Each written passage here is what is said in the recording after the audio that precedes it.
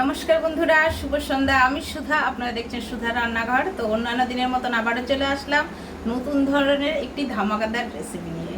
আজকে এনেছি কেকের রেসিপি। কেকটা কিভাবে কি করে করি সম্পূর্ণ ভিডিওটা দেখবেন। তবে আজকে করব ফলের কেক। ফলের কেক বলতে ম্যাঙ্গো কেক তৈরি করব। কি দিয়ে করি, কি করে করি সম্পূর্ণ ভিডিওটা দেখার জন্য অনুরোধ রইল। কেমন লাগে কমেন্টে জানাবেন। আমার চ্যানেলে যদি নতুন হয়ে থাকেন চ্যানেলগুলো সাবস্ক্রাইব করবেন। যারা ইউটিউব থেকে দেখছেন চ্যানেলটি সাবস্ক্রাইব করবেন, যারা ফেসবুক থেকে দেখছেন পেজটিকে ফলো করে পাশে থাকবেন। তো চলুন, নতুন ধরনের একটি কেক তৈরি করছি। আর অবশ্যই কিন্তু কমেন্ট করবেন। আশা করি ছোট থেকে বড় সবার ভালো লাগবে। এবার এটার মধ্যে দেব রিফাইন অয়েল।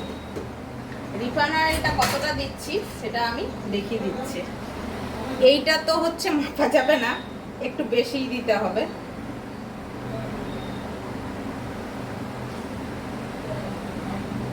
বড় চামচি 2 চামচি আমি দিয়ে দিলাম।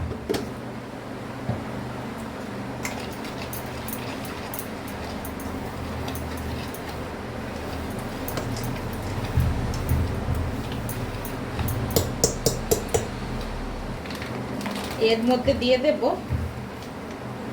গুঁড়ো দুধ।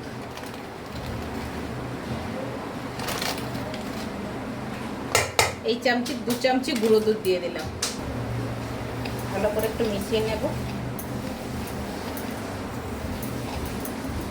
এবার দিয়ে দেব আমি পানটা।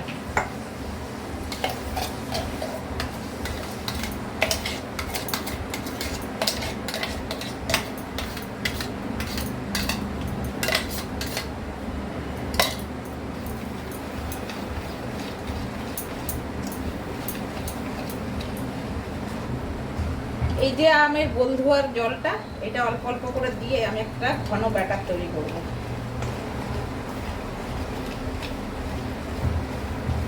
বেশি কিন্তু জল দেওয়া যাবে না। এটা কিন্তু আমি একটু ঢাকা দিয়ে রাখবো। এই যে যেহেতু সুজি আছে, তো সুজিটা কিন্তু একটু ফুলবে, যার জন্য এটা ঢাকা দেওয়া থাকবে। আমি একটা কেকের বোল নিয়ে নিয়েছি। আর এই যে কাগজটা ঠিক এরকম ভাবে কেটে নিয়েছি। এবার কাগজটা বসিয়ে দিচ্ছি।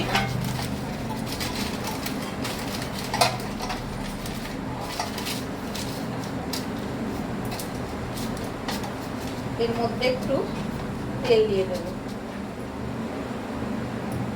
তেল দিয়ে হালকা ব্রাশ করে দেব।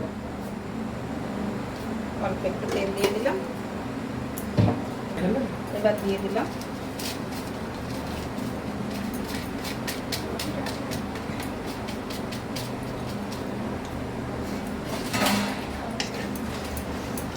কতটা টাইট হয়ে গেছে দেখুন বন্ধুরা। এটার মধ্যে আর একটু জল দেবো, একটু, জাস্ট একটু। এই যে এটাই কোনো কিন্তু আমি আলাদা কিছু জল দিইনি, সেই আমের বোল ধোয়া জলটাই রেখেছিলাম, সেটাই ব্যবহার করছি। এটা ভালো করে ঘেটে নিতে হবে। এখানে বোলটা নিয়ে নিচ্ছি। এখানে 3 রকম আমি ফ্রুট নিয়ে নিচ্ছি। এখানে আছে কাজু, কিশমিশ আর হচ্ছে কাঠবাদাম। আপনারা চাইলে আরো অনেক কিছু দিতে পারেন, ফলও অ্যাড করতে পারেন, কোনো অসুবিধা নেই।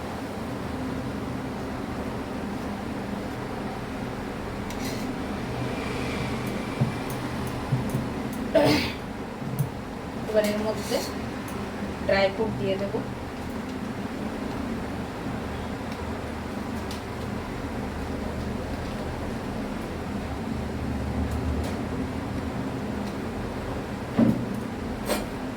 বাচ্চাদেরকে এরকম ভাবে একটু করে দিলে কিন্তু ওরা খুব আনন্দ সহকারে খাবে।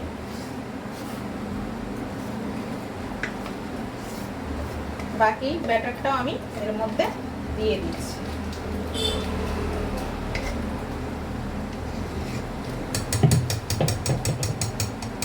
এটা দেওয়ার পর আমি একটু ট্যাপ করে দেবো এরকম করে, যাতে ভিতরে ফাঁকা জায়গাগুলো ভালো করে ভরাট হয়ে যায়।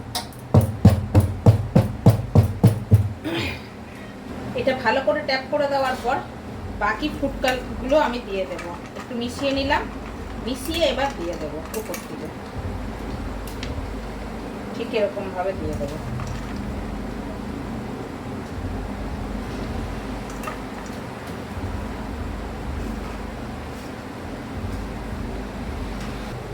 আমি এখানে একটা কড়া জেলে দিয়েছি, আর এবার আমি এটা বসিয়ে দেবো।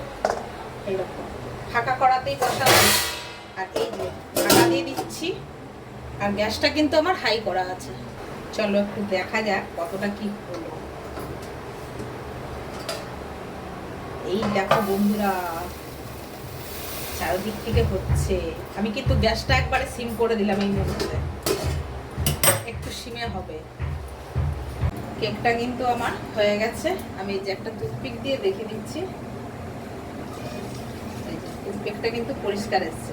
এবার কেকটা যতক্ষণ ঠান্ডা না হবে ততক্ষণে কিন্তু আমি কাটতে পারবো না। কেক রেডি, কাটা শুরু।